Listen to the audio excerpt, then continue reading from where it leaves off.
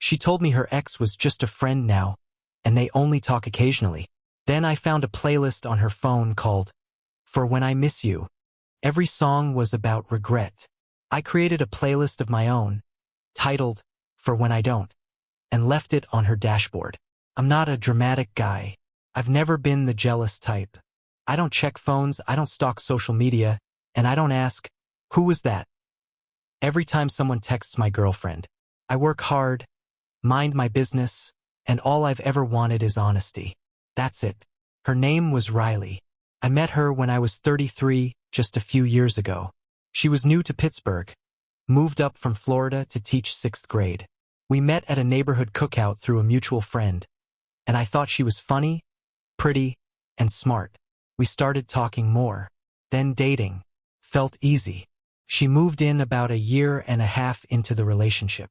It wasn't a rushed decision. We had a system. I paid most of the rent since I made more as a mechanic, and she handled groceries and utilities. We had dinner together almost every night. We'd binge dumb shows. She made fun of how I folded towels. I made fun of her obsession with early 2000s emo music. Things felt right, normal, real. I remember when she first mentioned Evan. We were sitting on the couch halfway through a movie and her phone lit up. She looked at it and smiled a little. Who's that? I asked casually. She shrugged. Oh, it's Evan. My ex. I raised an eyebrow but kept my tone calm. You guys still talk? Yeah, she said, real casual. But it's nothing. We were together a long time, but we're just friends now. He lives in Florida. We barely talk, maybe once a month. Just to check in. I nodded. Okay. She reached over and squeezed my hand. Seriously. It's nothing to worry about. At the time, I believed her. I figured, hell, maybe I'm the lucky guy who got the mature girlfriend who really can be friends with an ex. But over time, there were little things that started to feel off. Once, she was on her laptop with her headphones in. I came in from the garage, and I saw her quickly close out of a window. Her face changed when she saw me. What are you watching? I asked. Just some stupid videos. She said too fast. Nothing, really. She looked nervous, like a kid who got caught. Later that night, when she was asleep, I opened her laptop. Again, I know it's not right. I'm not proud, but I had this gnawing feeling in my gut I couldn't shake. She had a Spotify tab still open in a private browser. The playlist name hit me like a truck. For When I Miss You. The cover image was a sunset. Some artsy, emotional shot that screamed feelings. I clicked on it. My chest started to tighten. The songs? Every single one was about longing, regret, old love that wouldn't die. All Too Well by Taylor Swift. The One That Got Away by Katy Perry. Someone Like You by Adele. I scrolled through maybe 40 songs. Not one was about friendship. Not one was neutral. They were all bleeding with love and pain. I clicked the playlist details. Made by EvanC_83. It was shared. She was adding songs too. Recently, like within the past week. One track was added 3 days ago. A note next to it read, "This reminds me of the night we talked for hours." I clicked the comments tab. I didn't even know Spotify had one. There were messages. Real ones. Under the songs. Evan wrote things like, "Remember the bonfire? And you used to sing this in the shower." And Riley? She answered. Under Nothing Compares to You, she wrote, "I still think about you when this plays." Under Fix You by Coldplay, she wrote, "Wish I could go back sometimes." One of the worst ones was under a John Mayer song, "Slow Dancing in a Burning Room." She commented, "Still feels like us." That was it for me. I closed the laptop, sat in the dark living room for hours. I didn't cry. I didn't scream. I just sat there, staring at the TV screen that had long gone black. I felt like someone had kicked a hole through my chest. The next morning, I asked her about it. We were drinking coffee like normal. I waited till she was mid-sip. "You and Evan still talk?"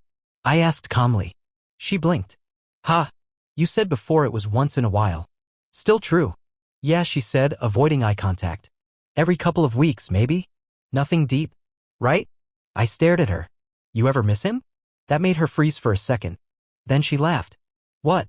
No. Why are you asking this?" I didn't answer. Just got up and went to work like normal. But that night, I started my plan. I made my own playlist. Called it For When I Don't. Songs about moving on. Songs about betrayal. Songs with lines like, you made your choice and I won't be second best. I threw in stuff like, before he cheats, take a bow and you oughta know. Some were angry. Some were cold. Then I went old school. Burned a CD version. Took a Sharpie and wrote For When I Don't from our across the front. I printed out the track list. On the back, I wrote, you don't get to miss someone and keep someone else at the same time. You made your choice. So did I. I left it on her car dashboard early the next morning, before she woke up. Then I packed. Took everything that was mine. Tools. Clothes. Some pictures. I left the furniture. I didn't care. I dropped the house key on the kitchen table right next to her Live Laugh Love coffee mug and walked out. She didn't call right away. Not until she saw the CD. Then the messages started. Is this some kind of joke? Can you please talk to me? I didn't mean anything by it. You're blowing this out of proportion. I didn't respond.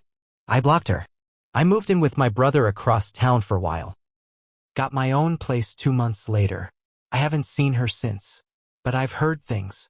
Mutual friends said she went radio silent after I left. That she tried to reach out through other people. That she was confused. Guess she didn't think I'd actually leave. Guess she thought I'd always be the safe one. Not the one who walks. After I left, I expected silence. Maybe some guilt. Maybe even relief on her part. Now that she was free to run back to her just a friend. But that's not what happened. 2 weeks after I moved out, I got a letter in the mail. No return address. But I recognized her handwriting on the envelope. Neat. Round. Like she was still trying to impress someone's mom. Inside was 2 pages. Handwritten. The first line hit me hard. I need you to know I never stopped loving you. I almost threw it out right then. But I kept reading. She said she'd been confused. That talking to Evan made her nostalgic. But that it didn't mean she wanted him back. She claimed the playlist was just something we kept as a joke. And that the comments were just memories, not feelings. She said I should have trusted her. That she was hurt I didn't talk to her before I left. That I should have given her a chance to explain. She ended the letter like this. You didn't even let me fight for us. Fight for us? She had a funny way of showing that. I didn't write back. I didn't even keep the letter. I ripped it in half and tossed it in the trash behind the 7-Eleven on my lunch break. But that wasn't the last time I heard about Evan. A month later, I got a call from my friend Jace. We've known each other since high school. He used to hang out with both me and Riley a lot, especially before she moved in. Hey, he said, this is gonna sound weird, but I ran into Riley. I sighed. And she was with a guy, tall, kind of preppy looking, Florida plates on the car. I think it was him. I think it was Evan. I didn't say anything. I just sat there with the phone against my ear.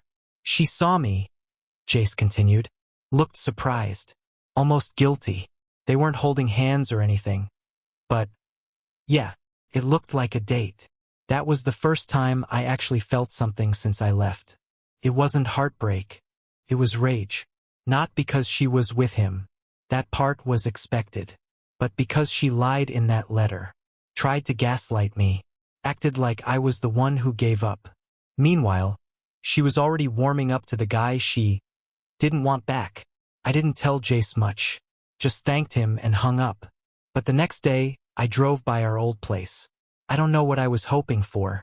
Maybe to see her happy and get that final push to let it all go. Maybe to see her miserable and know I'd left a hole she couldn't fill. She wasn't home, but her car was. And that CD I left her? It was still on the dashboard. Still in the same spot. But it was scratched up. Like someone had thrown it around. The case was cracked and the paper insert was missing. I don't know what that meant. Maybe she played it until she hated it. Maybe she tried to destroy it but couldn't throw it away. Either way, it stayed there. Like a scar she couldn't hide. The part that really shook me, though, came a week later. I was at work under a Ford F-150 covered in grease when my boss came out and said someone was asking for me. I walked into the garage bay and there she was. Riley. Wearing jeans and a hoodie. Hair pulled back. No makeup. She looked tired. Eyes red like she'd been crying. Can we talk? She asked. Right there in the garage with oil on my hands and sweat on my neck. I didn't answer right away. Just stared at her. Then I nodded toward the parking lot. Out there. We stood by the edge of the lot, behind a row of tires. She looked down the whole time. Couldn't meet my eyes. I didn't sleep with him, she said. No greeting. Just straight into it. I know what you think. But I didn't. I crossed my arms. But you wanted to. That shut her up. After a pause, she whispered, I don't know. That was worse than yes. I laughed once. Bitter. Sharp. You wrote that letter like I wronged you. Like I ghosted you for no reason. I didn't know what I was doing, she said. I thought maybe I needed closure with him. But when you left, it was like you tore the floor out from under me. I looked her dead in the eye. Good. She flinched. Closure doesn't look like secret playlists and late-night messages. I said. You were planning your exit while sleeping in my bed. You don't get to act surprised I walked. She wiped her eyes but didn't say anything. Don't show up at my job again, I added. If you wanted him, you could have had him. You still can. She turned to leave. But before she did, she said something that stuck with me. He doesn't want me either. I didn't say a word. Just watched her walk away. After she showed up at my work, I figured that would be the last time. I said what I needed. She'd shown her cards. We were done. But people like Riley don't leave quiet. 3 weeks went by. Things started to feel normal again. I was back in my rhythm, work, gym, grab a beer with Jace here and there. I started talking to someone new, just light texting, nothing serious. A girl named Hannah I met through a customer at the shop. Funny, laid back, the kind of person who doesn't take herself too seriously. Then came the twist I didn't see coming. Jace and I were having a drink at a dive bar near the river. Mid-conversation, he paused and said, Man, I gotta tell you something. I didn't want to at first, but it's eating at me. He pulled out his phone and showed me a screenshot. It was a group chat he was in with a couple people Riley used to hang around when we were still together. Apparently, she was still close with one of the girls. The message was from that girl. You guys won't believe this. Riley told me she was talking to Evan while she and her were still together. Like, full-on emotional affair. Says she thought Evan would take her back, but when he didn't, she realized she lost the good one. LMAO. There was more. She's been trying to run into or by going to his usual spots. Keeps saying she just wants one more chance to explain. I sat there, staring at the screen. She admitted it, I said quietly. Jace nodded. Yup. Told her friend the whole thing.